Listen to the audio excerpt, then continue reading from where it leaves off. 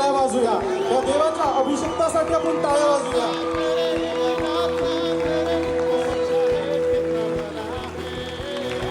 छुटकारा पाए हमेशा हमेशा, छुटकारा पाए हमेशा हमेशा. आराधना में है छुटकारा. आराधना में है, आराधना में है छुटकारा, आराधना में है चंगाई. शरीर प्राण आत्मा में शांति आनंद देता है जान से प्यारा प्रभु. शरीर प्राण आत्मा में शांति आनंद देता है जान से प्यारा प्रभु.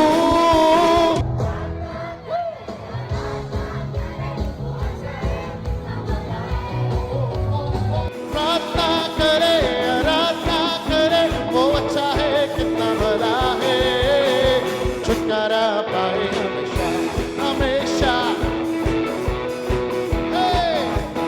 छुटकारा पाए हमेशा हमेशा, छुटकारा पाए हमेशा.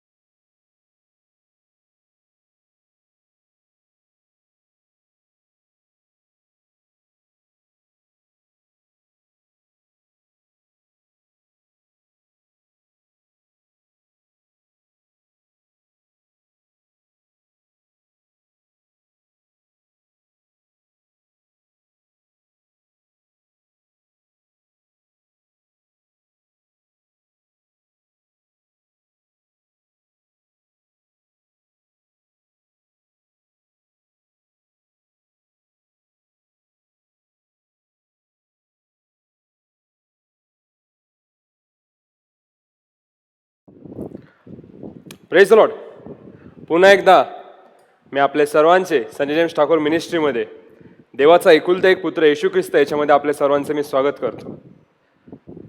जसं आपण दरवेळेस या सोशल मीडिया प्लॅटफॉर्मवरती दरवेळेस आपण वचनाचं घेवाणदेवाण किंवा वचनाबाबतीत जास्ती माहिती घेण्याचा प्रयत्न करतो आणि तोच उद्देश घेऊन आम्ही देखील दर शुक्रवारी मी तुम्हाला भेटतो आणि काही गोष्टी तुम्हाला वचनाच्या देखत किंवा वचनाच्या आधारित तुम्हाला काही गोष्टी मी सांगण्याचा प्रयत्न करतो.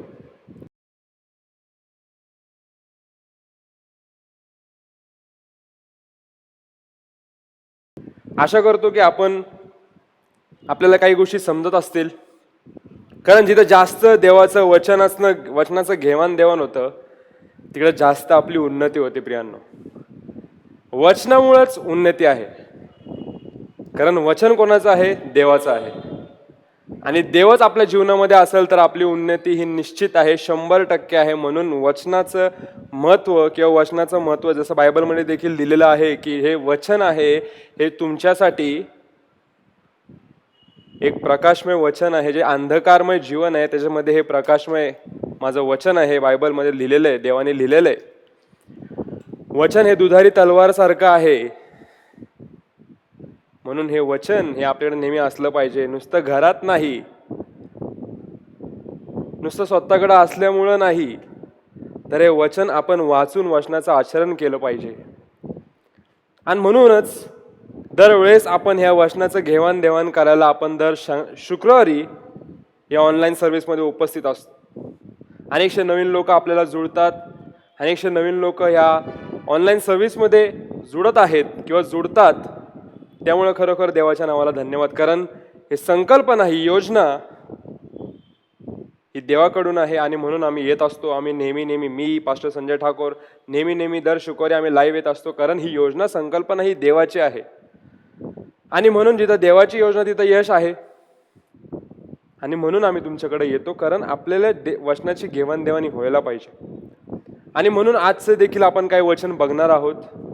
मागच्या शुक्रवारी काही गोष्टी मी तुम्हाला थोडक्यात सांगेल. प्रकाशमय जे आपण बघितलं, देव प्रकाश आहे, प्रकाशाच्या मागं चाललं पाहिजे. तसं मी तुम्हाला मागच्या वेळेस सांगितलं कसं चाललं पाहिजे, कसं राहायला पाहिजे, कारण देवाकडं मुळीच अंधार नाही हे वचन सांगते. मागच्या वेळेस आपण बघितलं देव प्रकाश आहे. मग मी तुम्हाला सांगितलं देव प्रकाश आहे, तर हे अंधकारमय जीवनामध्ये आपल्याला त्याच्या मागं जायचंय. हे मी तुम्हाला मागच्या शुक्रवारी शिकवलं किंवा मी मागच्या शुक्रवारी तुम्हाला सांगितलं. आज आपण काही गोष्टी बघणार आहोत की देवाच्या मागं जायचंय. ख्रिस्ती जीवन या बाबतीत थोडासा आज मी भर टाकणार आहे. ख्रिस्ती जीवन, एक्झॅक्टली ख्रिस्ती जीवन हे काय हे मी तुम्हाला सांगणार आहे. किंवा येशू ख्रिस्ताला एक्झॅक्टली आपल्याकडनं काय पाहिजे, देवाला आपल्याकडनं काय पाहिजे हे मी तुम्हाला सांगणार आहे. जेणेकरून आपल्याला देवाच्या मागं चालायचंय. कोणची अशी क्वालिटीज आहे, कोणचा असा स्वभाव आहे जो देवाला आवडतो आणि म्हणून देव आपल्याला आशीर्वादित करेल, हा कोणता स्वभाव आहे हे मला वचनाद्वारेच मी तुम्हाला काही गोष्टी सांगणार आहे.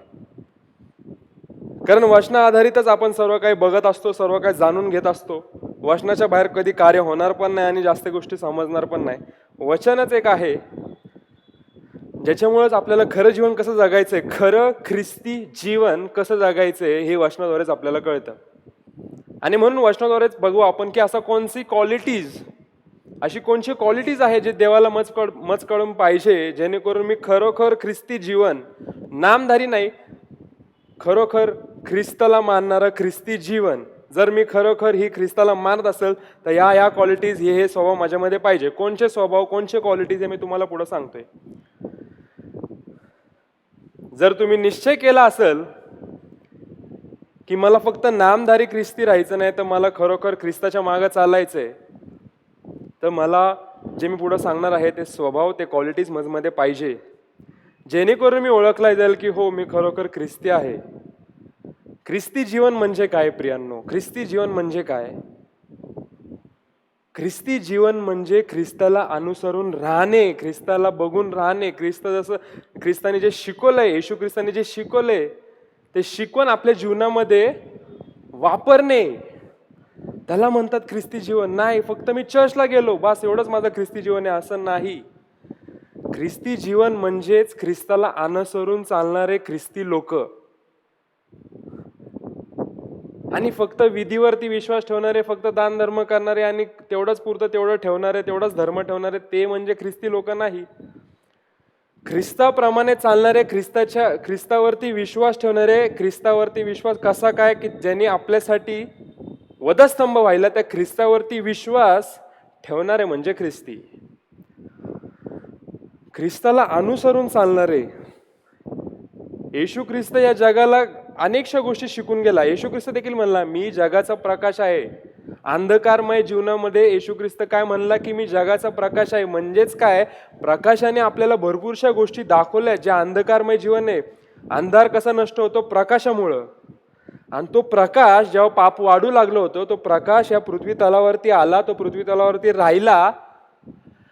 त्यांनी ह्या जगात कार्य केलं, अनेकशा गोष्टी त्यांनी शिकून गेला, अनेकशा दाखल्यांद्वारे बोलून गेला, अनेकशे प्रवचन त्यांनी केले, अनेकशा गोष्टी, चिन्ह चमत्कार, अनेकशा गोष्टी केल्या. पण काय, त्यांनी भरपूरशा गोष्टी मनुष्याला शिकून गेला. ती शिकवण आपल्याला आठवली पाहिजे. आणि ते शिक्षण आपल्याला देवाने दिलेलं आहे. ते कुठं शिक्षण दिलेलं आहे? ते बायबल. आपल्याला कुठं जायचं? आपल्याला जिथं ख्रिस्त होतं तिथं जायचं नाही, तर ते बायबल आपल्याकडे आहे.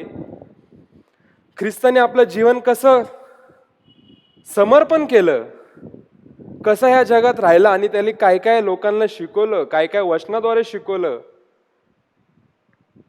जर हे सगळ्या गोष्टी आपण जेव्हा खरोखर वाचू आणि त्याप्रमाणे चालू, तर ते खरं ख्रिस्ती जीवन आहे प्रियांनो. आणि असे मी तुम्हाला म्हणलो की असे कोणते क्वालिटीज आहे, असे कोणता स्वभाव आहे जो ख्रिस्ताला मज काढून हवा आहे, जो देवाला मजपासून हवा आहे, जो मला ते स्वभाव जर माझ्यामध्ये असेल तर खरोखर लोकांना वाटेल की हो, मी खरोखर ख्रिस्ती आहे, हो, मी खरोखर येशू ख्रिस्ताला फॉलो करतो, येशू ख्रिस्ताप्रमाणे चालतो, जसं देवाने मला शिकवलंय, जसं बायबल मला शिकवलंय. त्या क्वालिटीजमुळे मला कळेल, त्या स्वभावामुळे कळेल ते कोणता स्वभाव आहे, कोणता स्वभाव आहे. कमेंट बॉक्समध्ये टाका, चला मला पण बघू द्या. असा कोणता स्वभाव आहे जो येशू ख्रिस्ताला आपल्याकडून हवा आहे, किंवा तो स्वभावाच्या बाबतीत येशू ख्रिस्ताने आपल्याला दाखवलाय, तो कित्ता आपल्याला घ्यायला लावलेला, असा कोणता स्वभाव आहे? कमेंट बॉक्समध्ये टाका. ऑनलाईन सर्व्हिस, लाईव्ह सर्व्हिस झाल्यानंतर मी तुमचे कमेंट्स देखील वाचणार आहे. तो स्वभाव आहे प्रियांनो सहनशीलता. सहनशीलता हा असा एक स्वभाव आहे जो खरोखर माझ्या येशूने माझ्यासाठी एक कित्ता म्हणून, एक एक्झाम्पल सेट केलेला आहे माझ्या समोर. सहनशीलता. सर्वात मोठं, जर तुम्ही स्वतःला बलवान समजत असाल, जर तुम्ही खरोखर स्वतःला शक्तिमान समजत असाल, तर जो शक्तिमान तोच असू शकेल, किंवा तो बलवान तोच असू शकेल जो सहनशील आहे. जो सहनशील आहे, जो सगळं सहन करतो, तो खरा बलवान. पण ज्याला राग येतो, रागामुळे तो अपशब्द वापरतो, रागामुळे तो हात उचलतो, रागामुळे तो भांडणं करतो, हा सहनशीलता नाहीये. किंवा हे तुम्ही असे बलवान असू शकत नाही. सहनशील तोच आहे जो चुपचाप सगळं काही सहन करतो, सर्व काही सहन करतो. किती किती काय अडचणी येऊन द्या, सर्व काही सहन करतो. अडचणी येऊन द्या, प्रॉब्लेम्स येऊन द्या, समस्या येऊन द्या, अनेकशा गोष्टी, पण सगळं सहन करतो. सहन करण्याची ताकद मला कुठून येते? येशू ख्रिस्ताकडनं येते. ते पॉवर कुठून येतं? ते येशू ख्रिस्ताकडनं येतं. कारण का? मी येशू ख्रिस्ताला अनुसरून चालतो. कारण का? येशू ख्रिस्ताने त्याच्या वधस्तंभी सहनशीलता दाखवली. ते वधस्तंभी जे त्यांनी कार्य केलं या जगात, जो होता देवाचा एकुलते एक पुत्र, जेव्हा आपल्यासाठी या जगामध्ये येतो, या पृथ्वी तलावरती येतो, त्याच्यामध्ये काय दाखवले? तो सहन करतोय, सगळ्या गोष्टी सहन करतोय. लोक त्याला नावं ठेवतात, अनेकशे लोक त्याला आरोप करतात, सगळ्या गोष्टी करतात, पण का? तरी तो शांत बसतो. जरी तो एकुलता एक पुत्र असला, सगळ्या गोष्टी त्याच्या हातामध्ये असल्या देखील तरी तो सर्व काही सहन करतो. जेव्हा त्याला वधस्तंभी मारण्यात आलं, ज्याला त्या वधस्तंभावर लटकवण्यात आलं, त्याला छळ केला, त्याच्यावरती थुकलं गेलं, त्याला मारण्यात आलं, सर्व काही केलं, तरी माझा येशू ख्रिस्त हा सहन करत होता, सर्व काही सहन करत होता. मग ही सर्वात मोठी त्याची क्वालिटीज मी का बघत नाहीये? जो त्याचा स्वभाव होता, जो मी खरोखर माझ्या स्वतःला, जर मी येशू ख्रिस्ताला स्मरून चालतो किंवा अनुसरून चालतो, पण मी बाहेर राग करतो. राग करणं पाप नाही प्रियांनो, राग करणं पाप नाही. बायबल देखील तेच सांगतं, राग करणं पाप नाहीये. राग येणं हे स्वाभाविक आहे. पण बायबल काय सांगतं, राग हा सूर्य जेव्हा मावळतो तोपर्यंत राहिला नाही पाहिजे. तो जर सूर्य मावळतो तसा आपला राग पण मावळायला पाहिजे, तसाच आपला समाप्त व्हायला पाहिजे राग. जास्त वेळ राग येता कामा नये, कारण जर तो राग तसाच राहिला, आपल्या अंतःकरणात तसाच राहिला, दुसऱ्या दिवशी सैतान तुमचा ताबा घेतो आणि सैतान तुमच्या जीवनामध्ये कार्य करतो. जर तो राग तसाच राहिला तर. म्हणून येशू ख्रिस्ताने देखील इफिसकारास पत्रामध्ये बघितलं आपण, पूर्ण नम्रता, सौम्यता व सहनशीलता दाखवून एकमेकांवरती प्रीती करा. हे देखील येशू ख्रिस्ताने सांगितलं आपल्याला. पूर्ण नम्रता, सौम्यता व सहनशीलता दाखवून एकमेकांवरती प्रीती करा. आपल्या परिवारामध्ये भांडणं असतील, आपल्या नोकरीमध्ये अनेकशे लोक आपले जर असतील, आपल्यामध्ये भांडणं असतील, प्रियांनो, येशू ख्रिस्ताने तुम्हाला भांडणं करायला, लोकांना शिव्या शाप द्यायला हे शिकवलेलं आहे का? नाही. माझा येशू ख्रिस्त मला फक्त प्रीती करायला सांगतो, शत्रूंवर देखील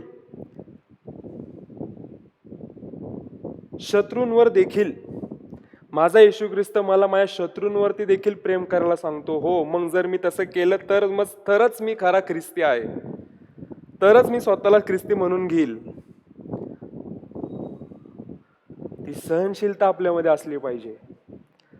स्वतःवरती कंट्रोल, स्वतःवरती नियंत्रण, रागावरती नियंत्रण. मी तसं म्हणलो ना, राग आलेला हा पाप नाहीये, राग येणं हे स्वाभाविक आहे, मनुष्य आहोत आपण.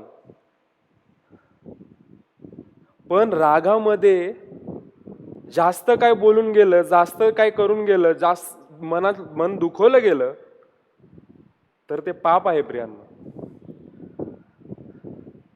राग आला की लगेच ऍक्शन घ्यायची ना आपल्याला. राग आला की स्वतःला समजायचं, थांबायचं, थोड्या वेळ थांबायचंय,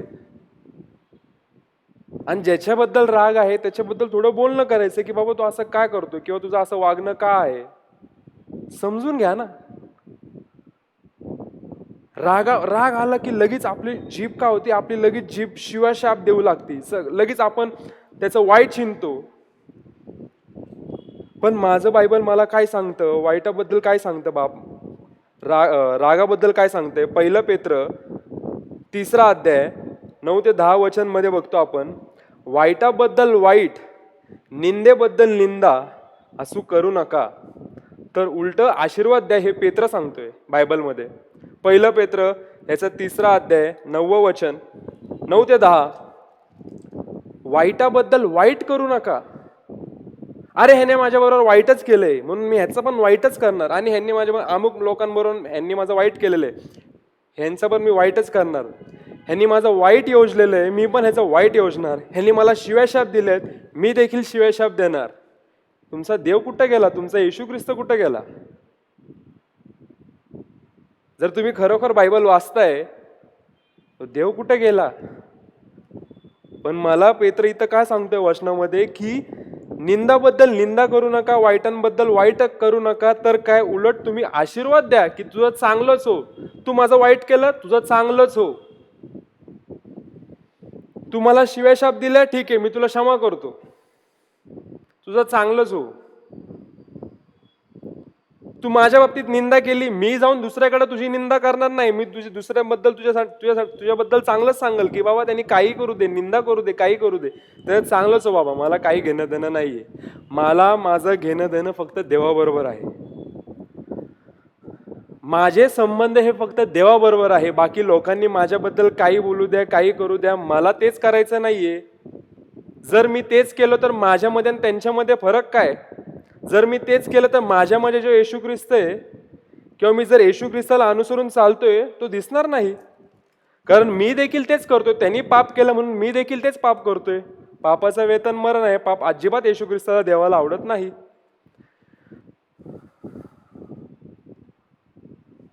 रागामुळेच प्रियांनो, सहनशीलता मी का सांगतोय तुम्हाला, आज मी हा टॉपिक का दाखवला, कारण हा स्वभाव, सहनशीलता स्वभाव जो आहे ना, तो फार महत्वाचा आहे. ख्रिस्ती जीवनामध्ये हाच एक स्वभाव आहे जेणेकरून ख्रिस्ती लोक ओळखले जातात की बाबा हे सहनशील आहेत, हे शांत आहेत. का शांत आहेत? आपण दुर्बळ आहो म्हणून नाही, हा गैरसमज आहे. आपण दुर्बळ आहो म्हणून आपण शांत आहोत, आपण सगळं सहन करतो असं नाही. आपला विश्वास हा देवावरती आहे. ज्यांनी माझं कोणी वाईट इच्छितो किंवा ज्यांनी माझं वाईट केलंय त्याचं वाईट होईल असं नाहीये. तर देव आहे, देव बघतोय, देव जाणतोय. ज्याने तुमच्याबद्दल वाईट केलं ते देव बघतोय ना. ज्याने तुमच्याबद्दल वाईट शब्द उच्चारले देव बघतोय. आपण सगळं सहन करतो म्हणजे आपण दुर्बळ असं नाही. आपला विश्वास हा देवावरती असला पाहिजे की देवा तू बघून घे, कारण जे त्यांनी केलं तसं मी करणार नाही, कारण तू मला हे शिकवलेलं नाहीये. राग आला की आपल्याकडून देखील चुका होत राहतात. सर्वात प्रथम तर चूक कुठून होती? आपल्या जिभेकडून चूक होती, कारण आपलं जीभच एक आहे, असं एक आणि तिचं भुवन म्हणतात ना, आणि तिचं भुवन पूर्ण रान पेटवणारी ही जीभ आहे. जर राग आला ना अंतकरणातून तर तो शांत करायचा आहे, तो आपल्या जिभेवरती येऊन द्यायचा नाही. जर तो जिभेवरती आला, जिभेवरती आल्यानंतर तो अनेक मनुष्याला दुखवतो, आपला परिसर खराब होतं, आपलं वातावरण खराब होतं आपल्या भांडणांमुळं. भांडखोर नसावे कधीच.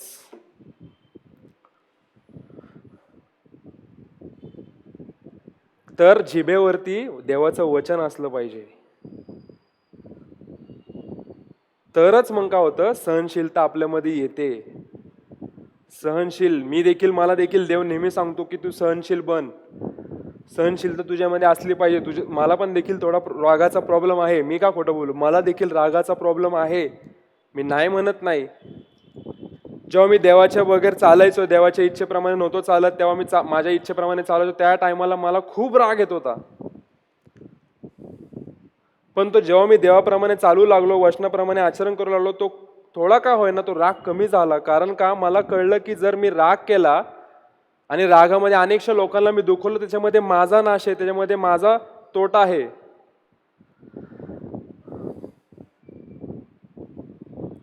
म्हणून सहनशील बना. देव मला तेच म्हणतो, देव मला देखील तेच म्हणतो, तुम्हाला देखील तेच म्हणतो, सहनशील बना. सहनशीलता तुमच्यामध्ये असली पाहिजे. येशू ख्रिस्ताने देखील वधस्तंभी जे कार्य केलं, त्यांनी स्वतःला बलिदान केलं, त्या देखील त्यावेळेस आपण तेच शिकूया त्याच्याकडनं की त्यांनी सर्व काही सहन केलं.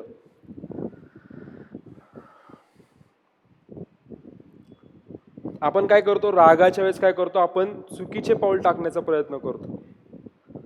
जर त्यांनी तुमचं वाईट केलंय तर मी त्याचं वाईट करतो, म्हणजेच काय, मी पाप करतोय. त्यांनी तर पापच केलंय, मी पण पापच करतोय. मग माझ्यामध्ये आणि त्याच्यामध्ये फरक काय?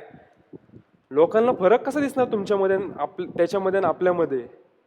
जर समोरचा माणूस तुमच्याबद्दल वाईट इच्छितो, तुम्ही पण तेच करता, मग लोक तुम्हाला कसं म्हणतील की तुम्ही खरोखर येशू ख्रिस्ताला फॉलो करतात, की तुम्ही देवाच्या इच्छेप्रमाणे चालतात? कसं लोक बोलतील? कारण तुम्ही देखील पाप करता. म्हणून हा स्वभाव, हे सहनशीलता हा फार महत्वाचा आहे. जर तुमच्या बाबतीत कोणी अन्याय केला तर मी देखील त्याच्यावरती अन्याय करेल नाही. न्यायी करणारा देव आहे, तो जिवंत आहे. जर तुम्ही खरोखर येशू ख्रिस्ताला, देवाला फॉलो करता, देवाच्या इच्छेप्रमाणे चालता, देवावरती विश्वास आहे, तर तुमचा मनुष्य न्याय करू शकत नाही.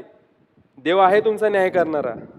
कोणताही मनुष्य तुमचा न्याय करणार नाही, कोणताही मनुष्य तुमचं चांगलं करणार नाही. जर तुम्ही खरोखर देवाच्या इच्छेप्रमाणे चालता, वचनाप्रमाणे आचरण करता, तुम्हाला यश, न्याय ह्या सर्व देवाकडून येणार आहे. आमेन. देवाकडनं तुम्हाला यश, न्याय, सर्व काही चांगल्या गोष्टी, आशीर्वाद सर्व काही देवाकडनं येणार आहे. कारण का, माझा विश्वास मनुष्यावरती नाही, माझा विश्वास देवावरती आहे. येशू ख्रिस्ताने देखील एक दाखल्याद्वारे एक शिष्यांना काही गोष्टी समजून सांगितल्या. एक विधवा असते प्रियांनो, एक विधवा असते आणि तिला एक गोष्टीवरतून तिला न्याय हवा असतं. आणि त्या गावामध्ये जो न्यायाधीश असतो तो अन्यायी असतो, तो न्याय कधीच करत नाही. कारण का, तो देवाला भीत नाही, तो देवाच्या इच्छेप्रमाणे चालत नाही, म्हणून तो नेहमी अन्यायच करतो, लोकांचं ऐकून घेत नाही, न्याय देत नाही. अशी स्त्री जी विधवा असती, ती दरवेळेस त्या न्यायाधीशकडे देते की तू मला न्याय दे, जी माझी याचिका आहे ते याचिकेबद्दल तू मला न्याय दे. ती सतत त्या न्यायाधीशकडे जात असती. जरी तिला माहिती आहे प्रियांनो, हे दाखला येशू ख्रिस्ताने दिलेला आहे, जरी तिला माहित असतं की तो न्यायाधीश न्याय करणारा नाहीये, तो देवाला भिवून चालणारा नाहीये, तरी देखील ती स्त्री त्याच्याकडे जात असते. रोज आणि रोज त्याच्याकडे जात असते आणि त्याला ती न्याय मागत असते. कारण का तिचा विश्वास त्या न्यायाधीशवर नाही. न्यायाधीश हा न्याय करणार नाही हे तिला माहीत असतं, पण त्या ठिकाणी येशू ख्रिस्ताने दाखवले की त्याचा विश्वास हा देवावरती असतो. म्हणून काय, तो अन्याय देखील असेल तरी का देव त्याचं हृदय परिवर्तन करेल आणि देव मला न्याय देईल हे तिला माहीत असतं. म्हणून काय करते, ती सारखं सारखं त्याकडे जाते. जरी तो न्याय करणारा नसू दे, जरी तो देवाच्या इच्छेप्रमाणे नसू दे, तरी त्याकडे जात असते. शेवटी काय होतं, जो न्यायाधीश असतो त्या ह्या गोष्टीला कंटाळतो, कारण ती सारखी सारखी देत असती. तर तो न्यायाधीश पण म्हणतो की बाबा सारखी सारखी ही येते, सारखी सारखी माझ्याकडे न्यायासाठी येत आहे, तर मी हिला काहीतरी न्याय देऊनच टाकतो. का न्याय देऊन टाकतो मी? कारण ती सारखी सारखी माझ्याकडे ती कधी ना कधी ती माझ्यावर चिडल, अनेक चुकीच्या गोष्टीबद्दल बोललो, मी तिला न्याय देऊनच टाकतो. आणि तो तिला न्याय देऊन टाकतो, कारण तिचा विश्वास जो असतो ना प्रियांनो, तो देवावरती असतो. म्हणून तिला तो न्याय भेटतो तिकडं. जरी तो अन्याय असेल तरी देव त्याला न्यायी बनवून टाकतो. का? ते एका विधवेसाठी. का? कारण ते विधवेचा विश्वास पूर्ण देवावरती असतो, त्या न्यायाधीशवरती नाही हो. तसंच आपला विश्वास आपल्यावरती कोणी किती अन्याय करून दे, आपला विश्वास देवावरती असला पाहिजे. जरी कोणी किती अन्याय असू दे आपल्यावरती, आपल्यावरती कोणी किती अन्याय करून दे, पण न्याय करणारा देव आपल्याबरोबर आहे आणि आपलं चांगलंच करणार आहे. कारण का? चांगलं करणारा परमेश्वर, जिवंत परमेश्वर मज बरोबर आहे. आणि त्या येशू ख्रिस्ताला, त्या देवाला मी स्मरून चालतो, अनुसरून चालतो, त्याच्या इच्छेप्रमाणे चालतो. माझं कोण वाईट करणार? माझा विश्वास हा देवावरती असला पाहिजे, सहनशीलता असली पाहिजे, हा स्वभाव आपल्यामध्ये असला पाहिजे प्रियांनो. हा स्वभावच मी तुम्हाला आज सांगण्यासाठी आलो होतो. खरोखर हा महत्वाचा आहे. सैतान काय करतो, तुम्हाला रागात टाकतो, रागामध्ये तुम्हाला अनेकशा चुकीच्या गोष्टी करून देतो, तुम्हाला तो वाट बघू देत नाही. जसं ही विधवा जी स्त्री आपण बघितली, जे येशू ख्रिस्तानी हे दिलं की दृष्टांत सांगितला किंवा दाखल्याद्वारे त्यांनी सांगितलं की ही जी विधवा स्त्री असती ती सतत त्या न्यायाधीशकडे येत असते. त्याच्यामुळे आपण काय बघितलं, तिची प्रार्थना ही देवाकडे असते, ती प्रार्थना करत असती आणि म्हणून ती सारखी जात असती. का? कारण तिचा विश्वास तर न्यायाधीशवरती नाही, तिचा विश्वास देवावरती असतो. हार मानत नाही, ती जिद्दी स्त्री असते. कारण का? कारण तिचा विश्वास हा देवावरती असतो आणि म्हणून ती सारखी सारखी तिथे जात असते आणि सारखी सारखी ते भांडून सगळं काय करून सारखं त्याला त्रास देऊन तो ते न्याय मिळून घेते. असं आपलं जीवन असलं पाहिजे प्रियांनो. तिने आपण जर आपल्यावरती कोणी अन्याय केला तर आपण, अरे हा अन्याय आहे, अरे हा असं करतो तसं करतो, आपण त्याला शिव्या शाप देऊ नाही. पण ती स्त्रीने हार मानली का? नाही, ती जात गेली, चिकाटी ठेवली, तिने जिद्द ठेवली की नाही, मला न्याय भेटलाच पाहिजे. तिने काय त्याला हाणलं मारलं का? नाही, ती फक्त जात गेली, ती फक्त तिथं जाऊ लागली आणि तिला न्याय भेटला. का? कारण तिचा विश्वास हा देवावरती होता. तसाच विश्वास आपला देवावरती असला पाहिजे, येशू ख्रिस्तावरती असला पाहिजे. तर आपल्याला न्याय, सर्व गोष्टी आपल्याला देव देईल. जर तुम्ही कोणी वाईट चिंतत असेल, आपल्याला त्याचं वाईट चिंतायचं नाही, आपल्याला देवावरती विश्वास ठेवायचा आहे. देव जे काय आहे ते बघून घेईल. आपण अशी प्रार्थना करायचं नाही की देवा, असं पण नाही म्हणत आम्ही, तुम्ही म्हणतात देवावरती विश्वास आहे म्हणून देवा ह्याने माझ्यावरती वाईट केलं, ह्याचं पण वाईट होऊ दे. ही प्रार्थना चुकीची आहे प्रियांनो. देवा ह्याच्यात चांगलंच होऊन दे. येशू ख्रिस्त काय म्हणला वधस्तंभी गेल्यावरती? येशू ख्रिस्त काय म्हणला? हे बापा, ह्यांना हे काय करतात ह्यांना माहित नाही, ह्यांना क्षमा कर, क्षमा कर, क्षमा कर. तसंच हे आपण हीच प्रार्थना केली, बाबा ह्यांना माहित नाही देवा, हे पाप करतात, ते ह्यांना क्षमा कर. हे क्षमाची प्रार्थना देव ऐकतो, देवाला आवडतं. जर तुम्ही सहनशीलता तुमच्यामध्ये असेल तर सहनशीलता ही आपल्यामध्ये असली पाहिजे. सर्वात महत्वाची स्वभाव जर आपण बायबलमधून शिकू तर तो सर्वात महत्वाचा स्वभाव जो आहे तो सहनशीलता. तुम्ही बलवान असाल, तुमच्याकडे ताकद असेल, बुद्धी असेल, पण तुमच्यामध्ये सहनशीलताच नाहीये, तर तुमचा बलाचा, तुमच्या बुद्धीचा काही उपयोग नाही. पण तुम्ही बलवान जरी असाल, तुम्ही बुद्धिमान देखील असाल, पण तुमच्यामध्ये सहनशीलता देखील असेल, तर तुमच्यासारखा बलवान कोणी नाही. का? कारण सहन करण्याची ताकद ही सर्वात मोठी असते, सर्वात मोठी सहन करण्याची ताकद. आणि ती सहन करण्याची ताकद मला कुठून येते? येशू ख्रिस्ताकडनं येते. कारण का? मी येशू ख्रिस्ताला अनुसरून जर माझे जीवन जगत आहे तर ते सहनशीलता त्याकडून मला येते. ही सहनशीलता त्यांनी मला शिकवली, ती आपल्या जीवनामध्ये अप्लाय करा. आणि तेव्हा तुम्ही खरोखर ख्रिस्ती आहात हे लोकांना कळेल. ख्रिस्ती लोक हे नेहमी शांत असतात, सहनशील असतात, पण ते दुर्बळ आहे असं नाहीये. त्यांचा विश्वास फक्त देवावरती. ते बोलणार नाही, ते प्रार्थना करतील आणि ते विजय मिळवतील. हे 100% मी तुम्हाला सांगतो. म्हणून आपला विश्वास आहे देवावरती असला पाहिजे, येशू ख्रिस्तावरती असला पाहिजे, वचनावरती असला पाहिजे. वचनाप्रमाणे चाला, वचनाचं आचरण करा आणि स्वतःच्या जीवनामध्ये सहनशील बना. सहनशीलता ही सर्वात मोठी ताकद, बाकी काय नाही. कारण ती सहनशीलता मी येशू ख्रिस्ताकडून शिकतो, हे नेहमी लक्षात ठेवा. म्हणून आजच्या सुंदरशा वचनाबाबतीत देवाने आपल्याला अनेकशे चांगलं वचन आपल्याला दाखवलं, जेणेकरून आपल्या जीवनामध्ये हे आपल्याला हेल्प करेल. म्हणून देवाच्या नावाला आपण धन्यवाद देऊ. कारण जे मी वचन तुमच्या समोर घेऊन येतो हे नेहमी पवित्र आत्म्याला विचारून तुमच्या समोर येतो. कारण का, जर पवित्र आत्म्याने जर सांगितलं नाही तर आपण पुढे जाऊ शकत नाही. देवाने जर आपल्याला सुचवलं नाही तर आपण पुढे जाऊ शकत नाही. देवाला काय हवंय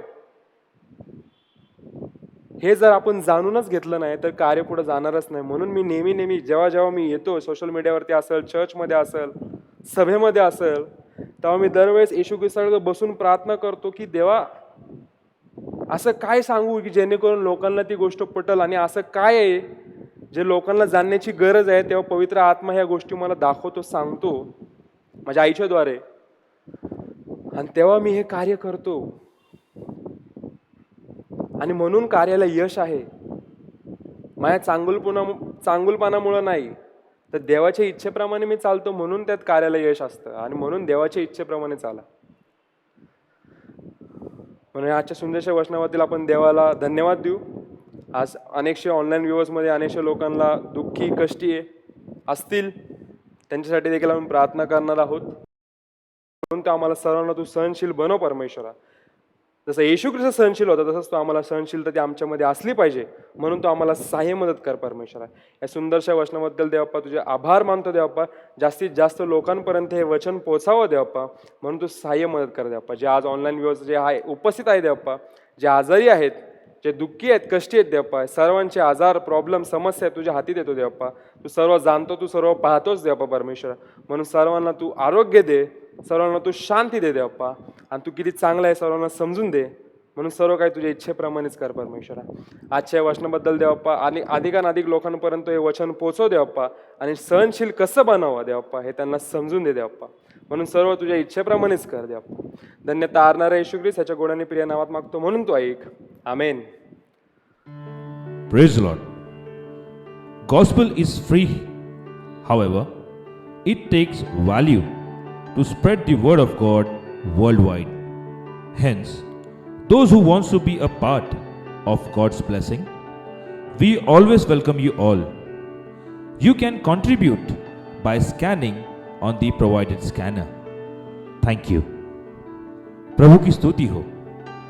सुसमाचार मुफ्त है, तथापि परमेश्वर के वचन को दुनिया भर में फैलाने के लिए मूल्य की आवश्यकता होती है. इसीलिए जो लोग परमेश्वर के आशीर्वाद का हिस्सा बनना चाहते हैं, हम आप सभी का स्वागत करते हैं. आप दिए गए स्कैनर पर स्कैन करके अपना योगदान दे सकते हैं. धन्यवाद. देवाची स्तुती असो. देवाचे वचन विनामूल्य आहे, परंतु जगभर देवाचा संदेश पसरविण्यासाठी त्याला खर्च आहे. म्हणून ज्यांना देवाच्या आशीर्वादाचे वाटेकरी व्हायचे आहे, आम्ही आपले स्वागत करीत आहोत. दिलेल्या स्कॅनरवर आपण स्कॅन करून आपले योगदान देऊ शकता. धन्यवाद.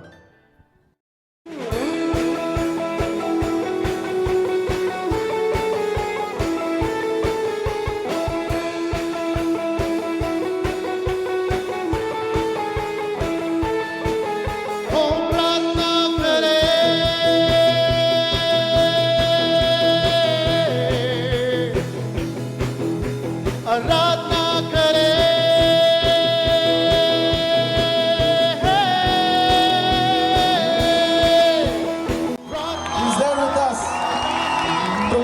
अभिषेकासाठी आपण टाळ्या वाजूया. त्या देवाच्या अभिषेकासाठी आपण टाळ्या वाजूया.